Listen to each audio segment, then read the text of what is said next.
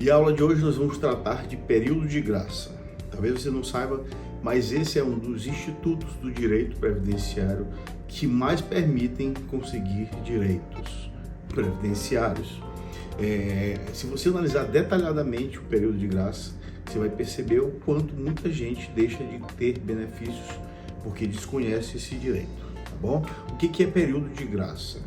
Via de regra, você tem que ter a qualidade de segurado para receber um benefício da Previdência. Então, você adquire essa qualidade exercendo atividade remunerada. Então, quando você perde o emprego, via de regra, você não teria essa cobertura mais previdenciária, como seria uma espécie de um contrato de seguro. Mas aqui, no caso, a legislação resolveu ser mais benevolente e ela criou métodos para se estender essa cobertura previdenciária mesmo assim para os desempregados. Então, por exemplo, você que perdeu o emprego e trabalhou aí durante 2 anos e depois ficou desempregado, você mantém ainda um período de graça que pode ser estendido também pela própria legislação. O artigo 15 da Lei de Benefícios, também regulamentado lá no artigo 13, e aí é repetido do Decreto 3048 e também na Instrução Normativa, eles preveem essa tratativa. Mas vamos olhar um a um sobre eles e entender por que ele é tão benevolente e tão importante assim. Tá? Artigo 13, vamos seguir aqui pelo artigo 13 do decreto, que diz assim: mantenha a qualidade de segurado independentemente de contribuições, sem limite de prazo quando o segurado estiver em gozo de benefício, exceto auxílio acidente. Primeiro, entender que o auxílio acidente está fora, porque o auxílio acidente não é um substitutivo de renda. Ele tem uma natureza indenizatória e, em outro momento, a gente explica melhor. Mas para os outros benefícios, o tempo que você estiver recebendo ele, você mantém essa qualidade. Isso para o segurado, tá? Não para os dependentes. Por exemplo, uma pensão, que alguém está recebendo pensão, ela não tem a qualidade de segurado, então ela não mantém essa qualidade. Mas alguém, por exemplo, que está doente, recebe um auxílio-doença durante longos 5 anos. Isso acontece com mais frequência que você imagina. E durante 5 anos essa pessoa vem recebendo e não está trabalhando. Então, durante esses 5 anos, essa pessoa mantém a qualidade de segurados. Quer dizer que, se ela vier a falecer nesse período, os seus filhos têm direito à pensão. Caso contrário, por exemplo, se alguém para de trabalhar e passa 5 anos sem contribuir e vem a falecer, ela não tem mais a qualidade de segurado, os seus filhos não terão direito à pensão. E aí vai um toque para quem advoga previdenciário, que é muito importante. Geralmente, quando você vai analisar a pensão, o direito de pensão de alguém, porque o segurado faleceu, você sempre deve constatar se essa pessoa trabalhava e, se ela não trabalhava, se ela ficou doente durante um período, pelo menos nos próximos 2 anos seguintes ao fim das contribuições, ao fim do seu último emprego.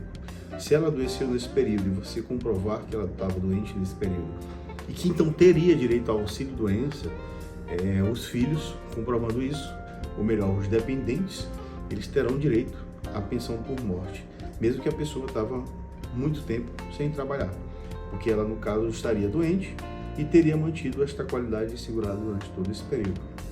Então, mantendo essa qualidade de segurado, vem a falecer, ela tem a qualidade de segurado e tem direito à pensão aos dependentes. Tá bom? Vamos para o segundo tópico do artigo, é o inciso 2º, que diz: até 12 meses após a cessação dos benefícios por incapacidade ou das contribuições. Esse artigo ele é um pouco discutível.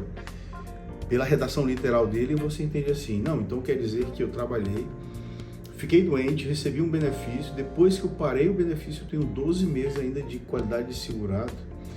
A redação literal ela diz isso, mas a interpretação da Procuradoria internamente é de que essas hipóteses é para os casos em que o segurado se afastou do trabalho, incapaz, e depois que foi declarado capaz, tentou retornar ao trabalho e a empresa negou a sua capacidade, o médico da empresa, e a pessoa ficou sem voltar ao trabalho, mas provou que tentou.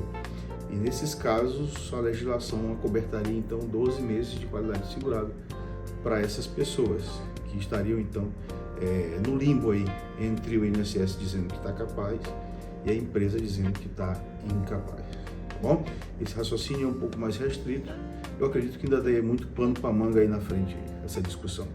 Inciso 3º, até 12 meses após a cessação, até 12 meses após a cessação da segregação, o segurado acometido por doença de segregação compulsória. Isso aqui foi feito na redação da época para doenças como a lepra, né? Doenças que isolam a pessoa. E às vezes você está curado e ainda tem que se manter isolado. Talvez sirva até para o caso da Covid, quando se estabeleceu aí um afastamento compulsório de 14 dias no começo e a pessoa podia nem estar mais doente. Então contaria dessa segregação e não do fim da doença. Tá bom? Inciso 4, 12 meses após o livramento, para o segurado detido ou recluso. Cidadão preso não precisa ter recebido auxílio reclusão, tá bom? Você comprovar só que estava na qualidade de segurado e aí você mantém depois que é solto, 12 meses de qualidade de segurado. O outro inciso fala 3 meses após o licenciamento do segurado incorporado às Forças Armadas para prestar serviço, naquelas hipóteses que serviços obrigatórios, você sai, você tem uma cobertura previdenciária de 3 meses e 6 meses para a cessão das contribuições do segurado facultativo. Então, quem contribui facultativo, diferentemente do empregado, que tem 12 meses, esse caso ele tem 6 meses só, tá bom? Vamos para os incisos, os parágrafos desse artigo, que são extremamente interessantes. O primeiro diz que o prazo do inciso 2 será prorrogado por até 24 meses, ou seja, eles são 12 meses após o fim das contribuições ou da incapacidade. Então, os fins das contribuições é que você está desempregado, você tem 12 meses de período de graça. E esse período estendido por mais 12 meses, fica 24 meses, se o segurado tiver mais de 120 contribuições mensais ininterruptas. Ininterrupta não precisa ser 10 anos pagando, 120 contribuições pagando direto. Um mês pulou, já perde, não. Ele tem que ter perdido a qualidade de segurado, mas isso, inclusive, está em fase de discussão na TNU e a gente tem acompanhado de perto sobre isso, as temáticas e os detalhes sobre isso, tá bom? Inciso, parágrafo 2º, estende mais 12 meses se a pessoa estiver desempregada. Isso se prova pelo cadastro de procura de emprego e também no Ministério do Trabalho. Se a pessoa não tem nenhum registro, já é um início de prova. Ela procurar um emprego no cadastro já é também uma prova mais contundente e aí ela tem 12 meses, além dos 12 meses do inciso 2. Então ela vai ficar com 24 meses. Na prática você vai conferir 45 dias a mais, tá bom? São 12 meses mais 45 dias. Então acaba dando 3 meses e meio. Porque tem um prazo do recolhimento do mês seguinte para fins de conferência.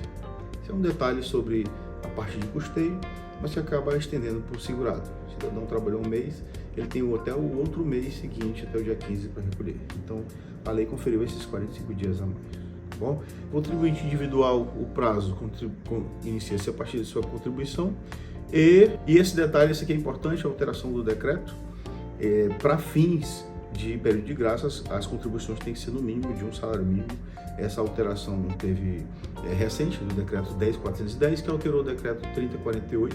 E é importante você saber que o decreto 30.48 ele está atualizado após a emenda constitucional e a lei 8.213 não está.